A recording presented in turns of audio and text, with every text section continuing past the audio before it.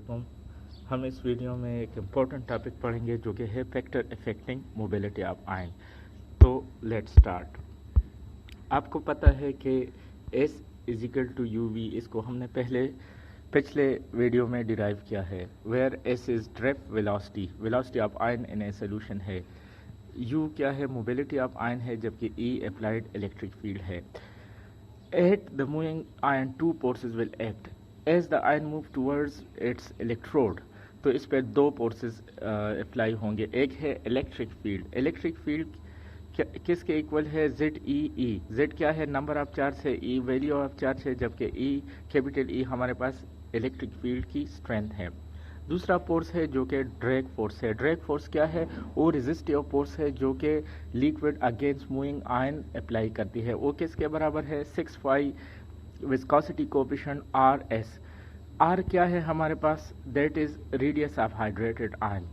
Radius of hydrated ion का मतलब क्या है कि जब आप किसी आयन को सॉल्वेंट में, पोलर सॉल्वेंट में डालें, तो अगर आयन पॉजिटिव आयन है तो पोलर सॉल्वेंट का नेगेटिव पार्ट इसको सराउंड करता है, तो उस सॉल्वेंट मॉलिक्यूल का स्पेयर प्लस उस आयन का अपना स्पेयर, उसको हम रेडियस ऑफ हाइड्रेटेड आयंस कहते हैं। नाउ अगर आयन कांस्टेंट वेलोसिटी से मूव कर रहा है टुवर्ड्स इलेक्ट्रोड, तो फिर क्या होगा, हम ये एजम्पशन ले सकते हैं कि इलेक्ट्रिक फील्ड फोर्स किसके बराबर है, ड्रैग फोर्स के बराबर है। तो दोनों को हमने लिखा है यहाँ पे। अब वेलोसिटी ऑफ आयंस को हम किसके इक्वल होगा, इस पार्ट को आप लेफ्ट साइड पे ले आए, तो हमारे पास वेलोसिटी ऑफ आयंस किसके बराबर है, ZEE 6 विस्कोसिटी कोएफिशिएंट और radius of the hydrated ion है। अब क्या करें, इस वेलोसिटी को जो कि वेलोसिटी ऑफ आयन है, इसको इक्वेशन नंबर 1 में पुट करें इसकी जगह, तो हमारे पास क्या आएगा, मोबिलिटी ऑफ आयन हमारे पास आएगी, किसके बराबर आएगा, हमारे पास ये इक्वेशन आएगा। इस इजिकल टू, ये इक्वेशन हमने डिराइव किया है, तो इसमें पहले इक्वेशन में हमने पुट किया, तो हमारे पास ये इक्वेशन आएगा।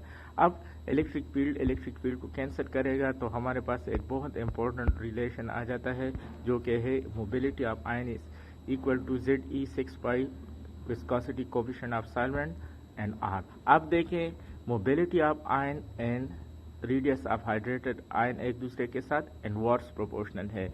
मतलब क्या है, जितना रेडियस ऑफ हाइड्रेटेड आयन ज्यादा होगा, उतना मोबिलिटी ऑफ आयंस कम होगा।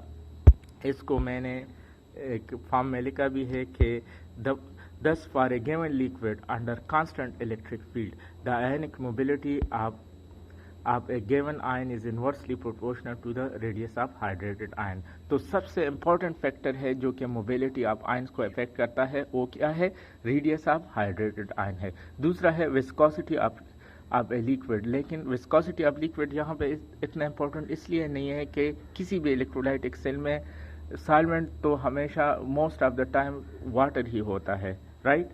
सो now move towards another example.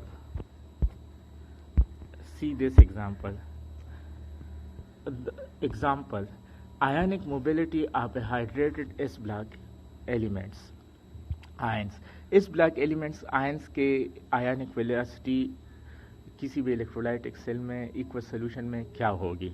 आपको पता है कि down the group order of ionic size of alkali metals, इसको थोड़ा सा बड़ा करते हैं ताकि इजीली ऑब्जर्व कर सके। आप देखिए, ऑर्डर ऑफ आयनिक साइज हमारे पास क्या है, lithium, sodium, potassium, rubidium, caesium की तरफ बढ़ रहा है।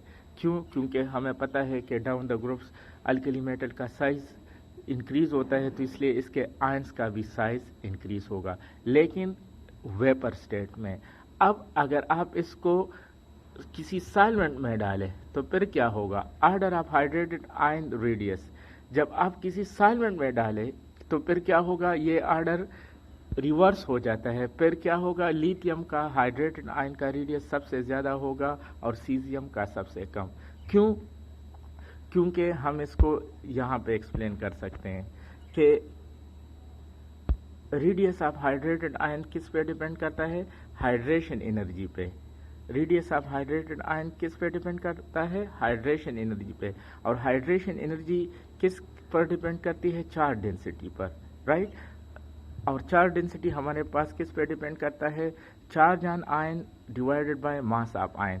तो आप देखिए यहाँ पे सब पर तो चार्ज सेम है ना, तो अब जिसका मास कम होगा तो उसकी चार्ज डेंसिटी सबसे ज़्यादा होगी।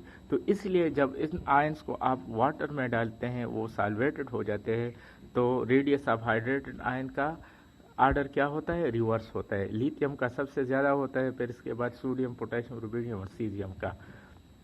तो चूंकि रेडियस ऑफ हाइड्रेटेड आयन और आयनिक मोबिलिटी का क्या ताल्लुक है? रिवर्स ताल्लुक है। तो इसलिए आर्डर ऑफ आयनिक मोबिलिटी क्या होगा?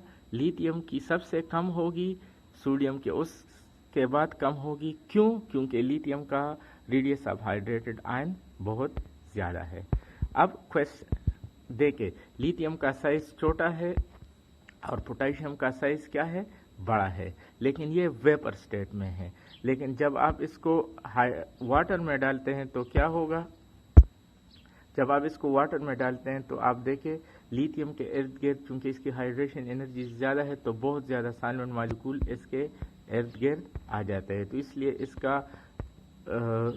अपना radius plus spheres of water जो यहाँ सॉल्वेंट है वो बहुत बड़ा रेडियस बनाता है, जिसकी वजह से इसको सॉल्वेंट में मूव करना मुश्किल होता है। पोटेशियम का साइज अपना साइज बड़ा है आप देखें, लेकिन सॉल्वेंट मॉलिक्यूल इसके साथ कम है, तो इसका रेडियस ऑफ हाइड्रेटेड आयन कम है। Now question, let me ask U A question. Magnesium ion और कैल्शियम आयन में किसकी मोबिलिटी ज़्यादा होगी? किसकी सॉल्वेंट में आयोनिक मोबिलिटी ज़्यादा होगी?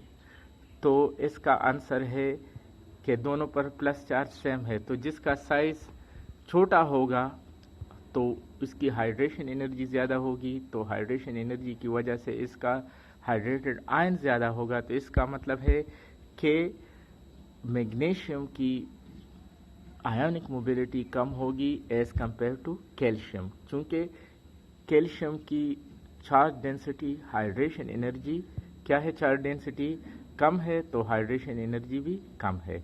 तो with this knowledge you can simply tell the mobility of an ion, अगर आपको इसकी हाइड्रेशन एनर्जी और चार्ज डेंसिटी का फर्क पता है। So that's all for now. Okay, thank you.